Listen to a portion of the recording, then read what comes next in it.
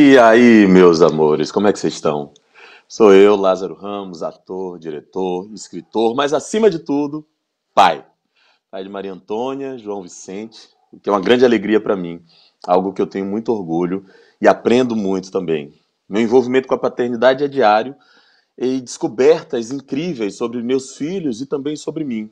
Por isso, quando o Facebook me convidou para apresentar essa live de celebração do Mês dos Pais, fiquei bem animado, viu?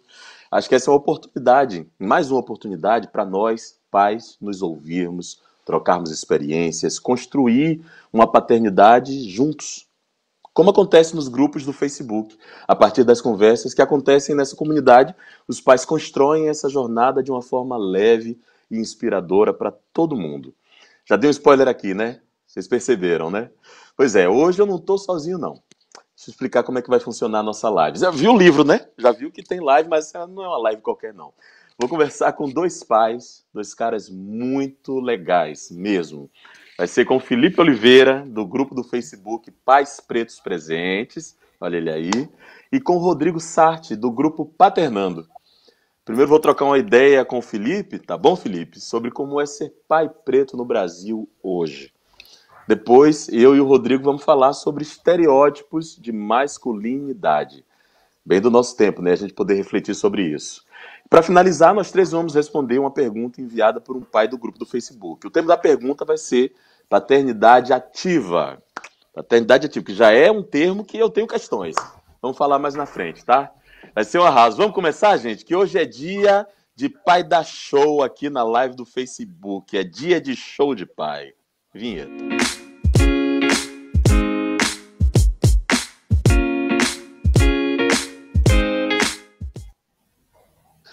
E aí, Felipe, animado pra gente conversar? Poxa, animado é pouco, meu querido, animado é pouco. Primeiro, um prazer falar contigo, é uma honra poder ter esse bate-papo com você aqui nessa noite fria de São Paulo. É isso, um filho e uma filha, né? Helena, de 5 anos, e Henrique, de 3 anos. Manda logo beijo pras crianças, porque a gente aproveita. Criançada, beijo. Papai ama vocês, hein? Tô aqui por culpa sua. Vamos lá, Felipe. Para começar a nossa conversa, eu queria saber um pouco mais sobre sua experiência de participar de um grupo do Facebook sobre paternidade. Eu não faço parte de nenhum grupo ainda, estou curioso. Você faz parte dos Pais Pretos Presentes. Como é que é a dinâmica do grupo? O que é que vocês falam lá? Como é que vocês funcionam? Bom, primeiro que o convite está feito para você, hein, Lázaro? Estamos te esperando lá. Tenho certeza que o pessoal vai te receber de braços abertos. O grupo nasceu no WhatsApp. Ele nasceu como um grupo de WhatsApp e depois ele migrou para o Facebook, né, como uma comunidade. E ele acabou se transformando numa grande plataforma de troca, né, de acolhimento para os pais. Ali, só para você entender, a gente tem entre os membros pais jovens, pais aqui 17, 18 anos, com os filhos recém-nascidos, até os pais mais experientes, na casa dos seus 60, 70 anos, e já com as suas crianças adultas, né, já com 30, 40 anos. Então a ideia ali é que a gente consegue perceber que o nosso problema fica desse tamanho, né, e o problema dos outros, as nossas opiniões para os outros, ela é muito importante, ela acaba servindo aí como um esteio de confiança, enfim, para que as pessoas entendam que aquele grupo é de um acolhimento. E é importante dizer, o grupo acabou se desmembrando entre diversos outros grupos. Então nós temos o grupo de pais e mães de pretos presentes, né, principalmente para pais que adotaram crianças negras, querem saber como conversar com eles, e o Mães Pretas Presentes, que também a mesma discussão que a gente tem para o público masculino, nós também desenvolvemos para o grupo feminino. Maravilha. Agora eu vou fazer uma pergunta que você deve ouvir várias vezes, né? Por que pais pretos? Tem diferença em ser um pai preto? O que é que você responde a isso? Tem diferença, Lazinho, tem diferença, você sabe muito bem a respeito. A gente precisa enaltecer porque, primeiro, que ser preto no Brasil já é uma coisa complicada. É prazeroso, eu amo, mas realmente a gente enfrenta muitas situações que, infelizmente, nós não deveríamos mais enfrentar. E reforçar a questão do pai preto presente é porque, infelizmente, a figura paterna, principalmente a figura paterna negra, ela sempre teve um estigma muito negativo. Sempre teve um estigma de ausência, um pai com infelizmente, nocivo, né, com o relacionamento com seus filhos, mas a gente está ressignificando isso. O grupo, ele ajuda muito nesse sentido, da gente deixar tudo aquilo que foi nocivo na nossa criação, seja com ausência paterna ou uma presença que não foi tão benéfica, para que a gente consiga construir novos relacionamentos com os nossos filhos e sim, sempre enaltecendo a questão da negritude, sempre enaltecendo a questão racial aqui no país. É isso. Também estamos falando de ser exemplo, né? De se reconhecer, de poder ser vulnerável, não é isso? Porque às vezes parece que a gente tem que ter toda a força, todas as respostas. Qual é o maior desafio de ser um pai preto no Brasil para você, Felipe? Eu falo que a parte do pai, Lazinho, eu tô te chamando de Lazinho porque nós estamos entre amigos aqui, né? Mas Ser somos. pai é fácil, porque ser pai depende só de si, né? Depende da gente buscar conhecimento, depende da gente construir essas pontes, esses relacionamentos com os nossos filhos. Difícil mesmo tem sido ser preto aqui no Brasil. Então a gente tem que lidar com a violência, e quando a gente fala sobre paternidade, a violência não atinge somente a nós, atinge os nossos filhos também. A gente tem que lidar com a autoestima deles. Infelizmente, você está no meio do audiovisual, sabe muito bem como isso é delicado, mas a representatividade da figura negra ainda não é aquela que a gente busca, que a gente trabalha para que ela seja enaltecida. A gente tem muitos poucos pais retratados na televisão, por exemplo. Então, no final do ano teve um especial de Natal maravilhoso com o nosso mestre Milton Gonçalves. Milton Você mesmo Gonçalves. fez um pai, você fez um pai muito presente aí no Mister Brown, mas nós temos muito poucos exemplos ainda. E a gente precisa sempre trabalhar com essa questão junto aos nossos filhos, né? De representatividade, de aceitação, violência doméstica, violência urbana. Então, eu tenho um filho homem, você também sendo o pai do João, sei que pode ser uma preocupação aí com relação a como ele se movimenta na rua. Então, eu digo que ser pai preto, no Brasil, o pai está tranquilo. A gente está trabalhando para melhorar a questão de ser preto. São muitos temas, né? Mesmo quando a gente não quer, esses temas chegam pra gente. Que bom que esse grupo existe, Felipe, para poder discutir e encontrar soluções em conjunto, né? Eu, quando soube que ia ser pai, eu não tive oportunidade de ter um grupo assim para conversar sobre isso. Eu lembro até que eu fiz um grupo de celular e a conversa sobre filhos durou 1 hora. Logo depois os assuntos viraram outros e eu senti a falta desse acolhimento e de poder trocar ideias sobre isso. Acho que essa é uma boa deixa, inclusive, para trazer uma pergunta de um dos pais desse grupo tão legal que você faz parte. Vamos lá. O nome dele é Humberto Baltar Nicolau dos Santos, e ele faz uma pergunta que é assim: nós devemos esperar nossos filhos perguntarem sobre o racismo para falar nisso com eles, ou é mais acertado abordar esse assunto antes em família? Eu vou já contar aqui o que é que aconteceu aqui em casa. Nós que temos um trabalho voltado para essa questão, a gente não falou disso com nossas crianças até elas trazerem o assunto. E trouxeram até cedo. E, curiosamente, fiquei nervoso, não sabia exatamente o que responder. Acho que eu não tinha o repertório e a linguagem para falar com eles sobre isso. Tive um grande medo, que era responder a eles em cima das dores que eu vivi. E depois a gente foi construindo, encontramos outras respostas. Com você, como é que foi? O que é que você acha? Olha, Lazinho, eu não esperei não. Primeiro eu queria mandar um abraço para o Humberto, nós nos conhecemos, faz parte lá do grupo, enfim, um grande abraço. Aqui em casa nós não esperamos não, Lazinho. Então, a Helena tem 5 anos, o Luiz Henrique tem 3. O Luiz Henrique é muito novo ainda, então ele não entende, ele não compreende essas questões. Mas a Helena, por ser menina, tem uma questão muito forte que é a vaidade, que é a questão dela se autoaceitar, dela se ver representada nos desenhos animados que assiste, nos filmes, nas próprias bonecas. Então a gente já fala, sim, a respeito, obviamente que de uma maneira muito leve, mas a gente procura trazer à tona essa discussão na representatividade de tudo que a cerca. Então a gente tem livro infantil com personagens negros, inclusive um livro seu, né? Então tem você, tem o Emicida, esse mesmo. Tem a Bell Hooks, então a gente procura de alguma maneira cercá-la de protagonistas negros que ela ainda não consegue enxergar em quantidade na televisão, no cinema, mas explicar para ela que o que é bonito é o que é diferente. Porque se todos fôssemos azuis, o que seria do vermelho? Né? E principalmente a questão de como as pessoas podem tratá-la. Obviamente que a gente se prepara para o pior, né? A gente se prepara para quando acontecer, como a gente vai explicar, esperando que isso nunca aconteça. Né? Me chama muito a atenção, até só queria deixar aqui duas cenas que nos toca muito no coração. Naquele seriado Grey's Anatomy, a médica que é diretora de um grande hospital, essa cena rodou aí todas as redes sociais, ela ensina o seu filho a se portar numa abordagem policial.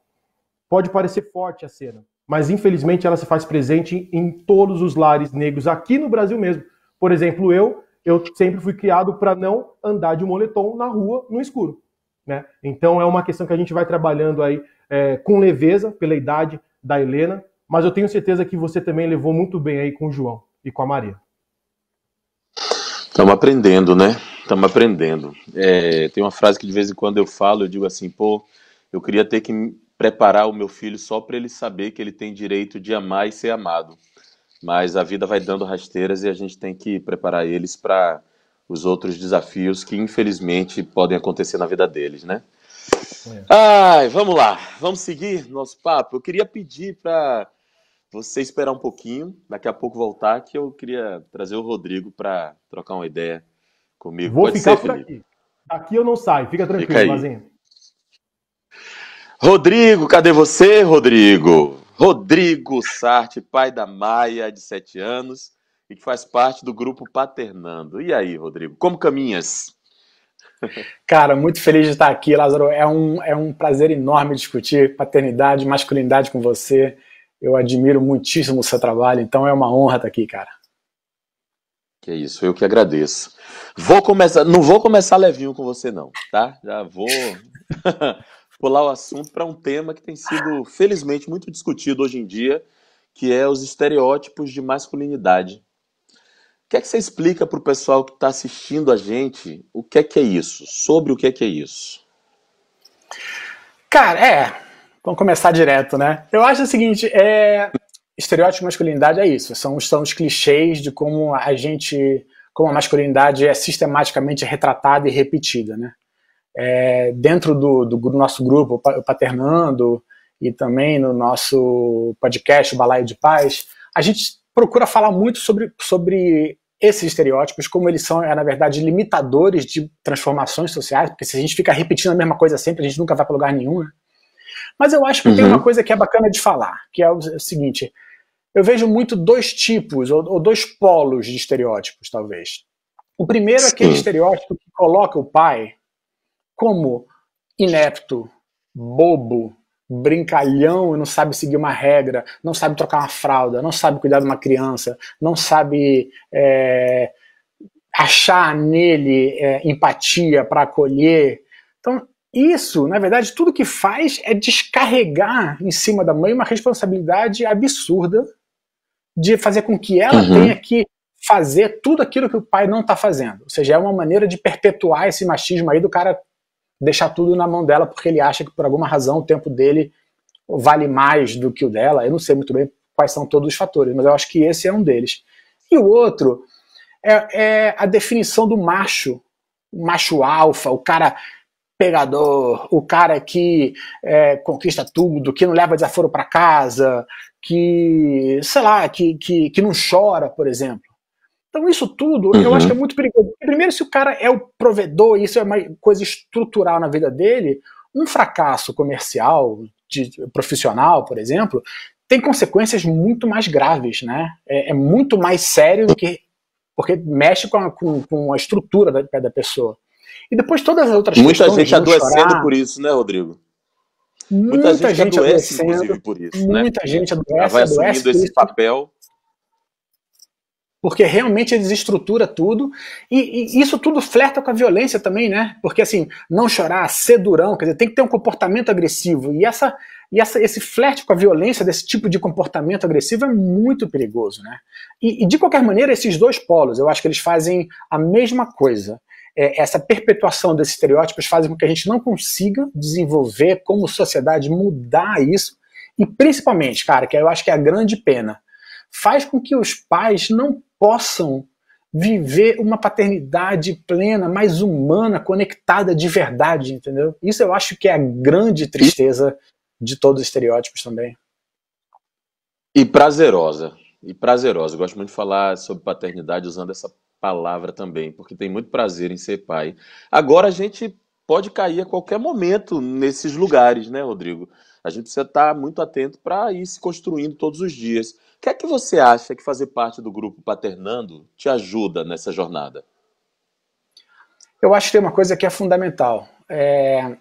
O Paternando e as outras redes de apoio e de troca de paternidade, elas te permitem você estar atento. E é engraçado isso, atento é você treinar o seu próprio olhar sobre o teu cotidiano. É sobre você estar se perguntando. Sim. E você conseguir ouvir aquelas pessoas todas que estão trocando com você experiências próprias, individuais, e você entender que, como você, cara, tem muita gente que não tem a menor ideia do que está fazendo em determinado momento. Eu tenho momentos na minha vida como pai que eu não tenho a menor ideia do que eu tenho que fazer. E às vezes eu estou tão perdido que eu não sei nem sequer qual é a pergunta que eu tenho que fazer. Então, estar rodeado de pessoas que estão passando por isso te trazem uma outra visão para uma coisa que você talvez nem tinha percebido ainda, que te abre os olhos, te permite questionar, te quebra esse paradigma de você ter que ser o cara que sabe. Então, assim, para mim, o Paternando e esses outros grupos foram muito importantes em eu aceitar a quantidade de coisas que eu não sei e não desistir de continuar procurando a resposta, sabe? É isso. E eu imagino que seja até um desafio conseguir conversar sobre esse assunto, né? Não cair em frase feita, né? Porque até para falar sobre essa nova postura, essa liberdade que a gente pode ter também na criação dos nossos filhos, né? Não ficar preso nesses estereótipos, a gente precisa adequar a nossa linguagem. Eu queria saber, assim, com sua esposa e a Maia, que tipo de exemplo você dá para não reforçar os estereótipos de masculinidade? Olha, eu acho que também, de novo, a principal coisa é assim, a gente em casa, né, no nosso dia a dia, a gente faz as coisas muito mais ligadas à nossa aptidão. Assim, quem sabe fazer um pouco melhor a coisa do que o outro vai fazendo. Mas eu acho que tem uma coisa que é comum entre Jane e eu, que é quando a gente percebe que talvez a Maia esteja entendendo que eu estou fazendo algo, ou ela está fazendo algo, minha mulher está fazendo alguma coisa, sobre o que tem a ver com o nosso gênero, esse é o momento da gente parar e quebrar. Porque é isso. Sim. Se minha filha achar que minha esposa está fazendo uma coisa porque ela é mulher, ou eu estou fazendo uma coisa porque eu sou homem, a gente fica muito ligado nisso e tenta fazer uma inversão rápida para que a gente possa realmente deixar isso desconstruído um pouco. Eu acho muito importante, sabe? Te trago uma pergunta de um dos pais do seu grupo, Paternando. Sei que você está pronto para responder. Vou mandar. A pergunta é do Thiago Bernardes. Ele pergunta assim: quais atitudes e exemplos que você recebeu do seu pai que carrega na criação do seu filho e com quais desses você gostaria de romper? Boa pergunta. Boa pergunta do Thiago aí, né? Valeu, Thiago, forçando aí a psicanálise aqui, né? Cara, eu acho o seguinte, eu acho que o que eu carrego, que ficou muito claro para mim, acho que são duas coisas. A primeira que eu não sei muito bem explicar exatamente como que se dá, mas é a certeza do amor. Então, a certeza do amor que eu sempre percebi nos momentos mais difíceis, e obviamente nos mais fáceis era fácil de ver, mas nos momentos mais difíceis da minha adolescência, enfim, infância, etc., momentos, tretas e brigas com o pai, que foram várias, mas assim, sempre tá lá no olhar. E esse amor no olhar é uma coisa que eu faço muito esforço de tentar que a Maia veja quando eu estou dizendo para ela não pode fazer tal coisa, que eu possa mostrar para ela que cuidar e dar regra e dar limite, dizer que não pode ser, e muitas vezes é um grande gesto de amor, sim. Então eu não sei como é que eu faço para fazer que o amor passe pelo olho ali, mas eu tô tentando. E a outra coisa tem a ver com concentração, digamos, ou fazer a coisa certa, estar focado no que está fazendo, que era uma coisa que isso eu vejo muito no meu pai, que veio muito em mim. Se você estiver fazendo alguma coisa, faça a coisa direito, faz a coisa melhor que você conseguir fazer. Então isso é uma coisa que eu tento passar, e ao mesmo tempo é a coisa que eu tento quebrar um pouco. Porque eu acho que tudo bem você errar, e tudo bem você tentar e curtir pra caramba o processo de estar fazendo e dar tudo errado no final. Pode ser um sucesso muito maior em outras áreas, né, do que se você tivesse acertado. Então, acho que é mais ou menos por aí, equilibrar, sabe? Pô, vou aproveitar aqui para falar do meu pai, um pouquinho aqui, de seu Ivan.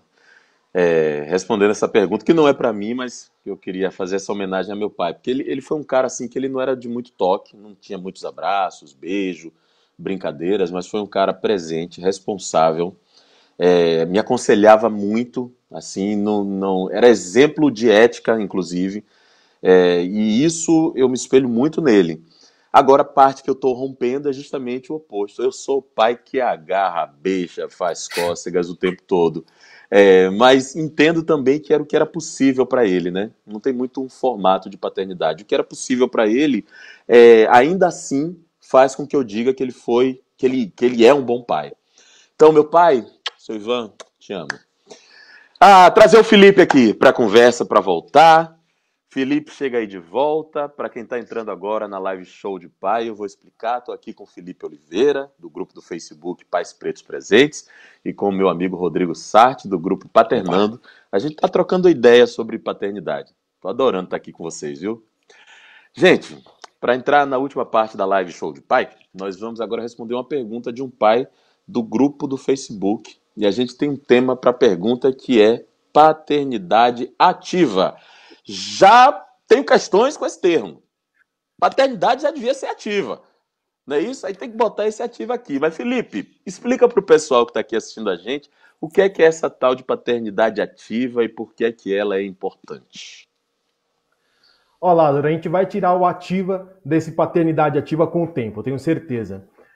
Primeira coisa que eu entendo que para que a gente possa exercer a paternidade ativa é quebrar qualquer tipo de estereótipo. Tá? Não tem mais essa questão de é função de homem, é função de mulher, é coisa de pai, é coisa de mãe. Responsabilidade sobre a criação dos filhos é de todos, né? Até porque o filho foi gerado com a ajuda dos dois, né? Então, a gente precisa primeiro se desgarrar de todo e qualquer tipo de estereótipo ou de responsabilidade baseada em gênero para que a gente consiga exercer a paternidade e a maternidade também em sua plenitude. Queria só trazer um exemplo do que aconteceu comigo mesmo, tá? O Luiz Henrique, o Kiki, ele tem 3 anos, ele foi diagnosticado com TEA, transtorno do espectro autista. E ele exige um acompanhamento médico, ele exige um acompanhamento com pediatras, com psicólogos e tudo mais, e que exige, obviamente, que um dos pais o acompanhe. A partir do momento que nós identificamos, eu e minha esposa, Natália, identificamos que ele precisaria de um acompanhamento um pouco mais próximo, eu redesenhei a minha carreira para que eu pudesse estar mais próximo dele. Então eu fiz essa escolha, não só por ele, mas também pela minha esposa, porque a sociedade vai cobrar muito dela. A sociedade sempre vai achar que é a mãe quem tem que ir no médico, é a mãe quem tem que falar com o pediatra, e o pai só vem custeando, só vem trazendo dinheiro, só vem trazendo sustento. E não, eu quis compartilhar deste momento, que obviamente é muito especial para toda a família, e eu não queria me fazer ausente. Né? Então, eu entendo que essa questão de exercer a paternidade ativa, a gente precisa entender a paternidade do mesmo jeito que a gente entende maternidade. Maternidade não precisa do sufixo ativo. É maternidade, ponto, acabou. E a paternidade tem que seguir nessa linha também. O que você acha? Tá dito, e muito bem dito também. E ó, a pergunta chegou aqui, é do Felipe Santos Santana, ele é do grupo Pai de Primeira Viagem, e ele diz assim: a mãe da minha filha vai começar a trabalhar e ela vai ficar o dia inteiro comigo. Dicas para lidar com o meu bebê de 5 meses. E aí, Felipe, dicas? Primeiro Felipe, depois Rodrigo. Vamos lá. Abraço pro meu xará, Felipe. Então, a primeira coisa que eu te digo é curta muito esse momento. Porque, olha, eu tenho saudade dos meus filhos com 5 meses de idade, viu? Passa assim, ó, passa voando. É o momento que a criança está criando memória. É o momento em que a criança está estabelecendo contato visual, ela está identificando a voz do pai, a fisionomia do pai. Então, faça-se presente, esteja perto da sua filha. Aproveita que a sua esposa vai deixá-la contigo um tempo um pouco maior e esteja por perto, porque essa memória afetiva, obviamente, que vai ser muito importante para ela, mas para você também. E aí eu aproveito e deixo uma dica baseada em 3 letras. Não é o canal de televisão, hein, gente? Não estou fazendo propaganda gratuita aqui. Mas é TCM. T de textura, a criança precisa pegar, a criança precisa apertar. Então, trabalhe muito com o tato dela, né, já que ela tem 5 anos. Saiba diferenciar o que é liso, o que é áspero. 5 meses, 5 meses, desculpa. Cores, né? Então, mostre sempre coisas diferentes, formas diferentes. Trabalhe muito com a visão da sua filha, da sua criança. E música. Musicalidade, isso é ótimo. Música calma, música estimula.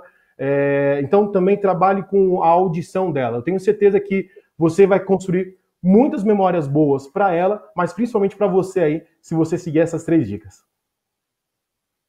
O que é que você acrescenta, Rodrigo? Cara, é um momento intenso, né? 5 meses. Eu acho, Felipe, que para você eu diria que vive cada momento ali como ele vai ser, porque um dia depois, tudo aquilo que você aprendeu do dia anterior já vai começar a mudar.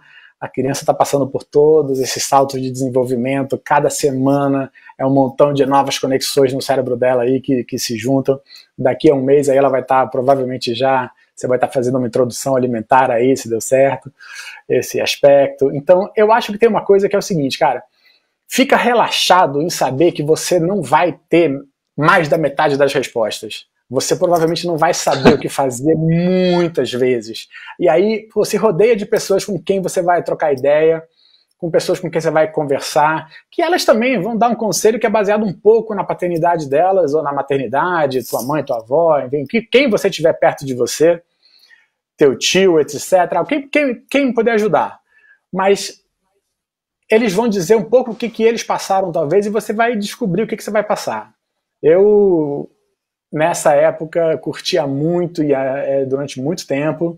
Eu entrava no chuveiro com a filha para dar banho, ela adorava os barulhos do chuveiro, era toda uma experiência. Fica próximo, fica paciente aí e relaxa que tudo que você não sabe, tudo bem, ninguém sabia também antes, não. É isso. E conversa muito.